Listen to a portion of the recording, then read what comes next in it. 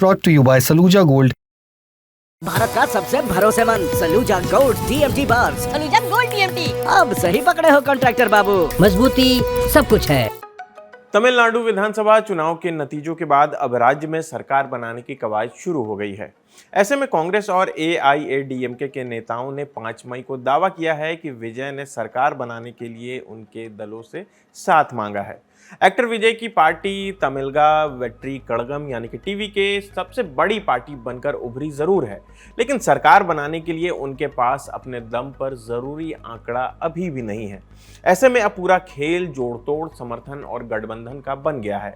तमिलनाडु ने कई दशकों से गठबंधन वाली सरकार नहीं देखी है, लेकिन इस बार हालात ऐसे बन गए हैं कि राज्य में कोलिएशन गवर्नमेंट बनती दिख रही है। मतलब सरकार बनाने के लिए पार्टियों को हाथ मिलाना ही होगा। पहली बार विधानसभा चुनाव लड़ रही विजय की पार्टी टीवीके ने 234 सीटों वाली विधानसभा में 108 सीटें जीत ली।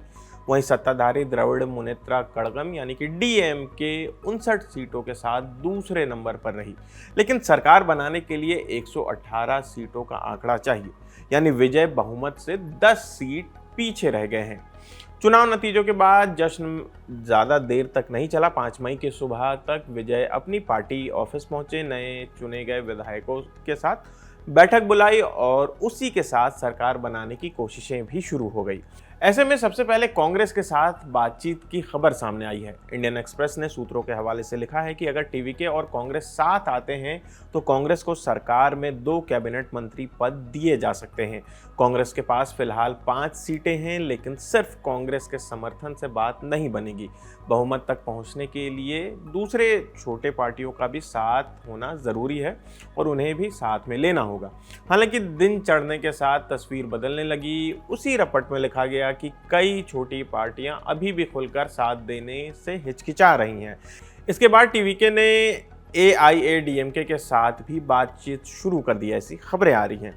एआईएडीएमके के पास 47 सीटें हैं। 5 मई की शाम कांग्रेस के नेता केसी वेणुगोपाल ने बड़ा बयान दिया। उन्होंने कहा कि विजय ने औपचारिक तौर पर कांग्रेस से समर्थन मांगा है। वेणुगोपाल ने कहा कि टीवी के अध्यक्ष विजय ने तमिलनाडु में सरकार बनाने के लिए कांग्रेस से समर्थन मांगा है।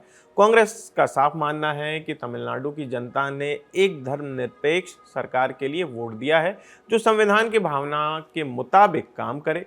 कांग्रेस नहीं चाहती कि बीजेपी या उसके सहयोगी किसी भी तरीके से तमिलनाडु की सरकार चलाएं। उन्होंने ये भी कहा कि विजय ने खुद को कामराज की राजनीति से प्रेरित बताया। इसी वजह से कांग्रेस नेतृत्व ने तमिलनाडु कांग्रेस की इकाई को कहा है कि वो राज्य की जनता के जनादेश को ध्यान में रखते हुए अंतिम फैसला ले। इससे पहले 4 मई को लोकसभा में विपक्ष के नेता राहुल गांधी ने भी ट्वीट कर बताया कि मैंने थिरु विजय से बात की है और टीवीके के शानदार प्रदर्शन पर उन्हें बधाई दी है। ये जनादेश युवाओं की उभरती आवाज़ को दर्शाता है, जिसे नज़रअंदाज नहीं किया जा सकता। तमिलनाडु और पुडुचेरी के कांग्रेस कार्यकर्ताओं को उनके मेहनत और समर्थन के लिए मेरा दिल से धन्यवाद है।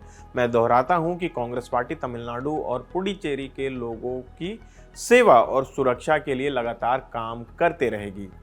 इस पे हालांकि विजय का भी जवाब आया। विजय ने लिखा कि लोकसभा में नेता प्रतिपक्ष को फ़ोन और शुभकामनाओं के लिए धन्यवाद। हम लोगों की सेवा अच्छे तरीके से करते रहेंगे और अपने राज्य की संस्कृति को भी बचाए रखेंगे, जिसके लिए सबका साथ ज़रूरी है। इसी बीच लॉटरी किंग कहे जाने वाले सैंटियागो मार्टिन की पत्नी और एआईएडीएमके की विधायक लीमा रोज मार्टिन ने भी पुष्टि कर दी है कि उनकी पार्टी और विजय के बीच बातचीत चल रही है। यहाँ पर मामला थोड़ा इंटरेस्टिंग हो जाता है। लीमा रोज मार्टिन हाल ही में एआईएडीएमके में शामिल हुई हैं। उन्होंने कहा कि बातचीत हो रही है, उम्मीद है कि इससे एक स्थिर सरकार बनेगी। इंडियन एक्सप्रेस की रपट के मुताबिक टीवीके के अंदरूनी सूत्रों का कहना है कि विजय की तरफ से बातचीत शुरू कराने में आधव अर्जुन की बड़ी भूमिका रही है। पार्टी में उन्हें विजय के बेहद करीबी नेताओं में से माना जाता है। दिलचस्प बात यह है कि आधव अर्जुन लीमा रोज मार्टिन के दामाद भी हैं, यानी राजनीतिक बातचीत में निजी रिश्तों का फैक्टर भी काम आ रहा है। टीवीके के एक वरिष्ठ नेता ने कहा है कि कांग्रेस का रुख फिलहाल सकारात्मक दिख रहा है, लेकिन Communist Party of India Marxist Viduthalai Chiruthaigal Katchi यानी कि वीकेसी और इंडियन यूनियन मुस्लिम लीग जैसी पार्टियां अभी साफ तौर पर तैयार नहीं दिख रही हैं। सूत्रों के मुताबिक टीवीके अपने सहयोगियों को 4 से 6 मंत्री पद दे सकती है। यही वजह है कि अब प्रशासनिक अनुभव वाले लोगों के नाम भी चर्चा में आने लगे हैं। राजनीतिक और नौकरशाही गलियारों में चर्चा है कि पूर्व IAS अधिकारी यू संगय्यम को भी बड़ी जिम्मेदारी दी जा सकती है। संगय्यम अपनी भ्रष्टाचार विरोधी छवि के लिए जाने जाते हैं। खबर ये भी है कि उन्हें विधानसभा में लाने के लिए उपचुनाव कराया जा सकता है। दरअसल विजय ने 2 सीटों से चुनाव जीता है। माना जा रहा है कि वो तिरुचि ईस्ट सीट छोड़ सकते हैं और वहां उपचुनाव हो सकता है। अब आगे की प्रक्रिया भी लगभग तय मानी जा रही है। टीवी के विधायक जल्द ही विजय को अपना विधायक दल का नेता चुनेंगे। उसके बाद राज्यपाल विजय को सरकार बनाने का न्योता दे सकते हैं। अगर वो बहुमत का समर्थन दिखा देते हैं पार्टी के मुताबिक विजय सरकार का गठन तो इसी हफ्ते के आखिर तक हो सकता है, लेकिन विधानसभा में बहुमत साबित करने के लिए वो करीब 1 हफ्ते का समय मांग सकते हैं।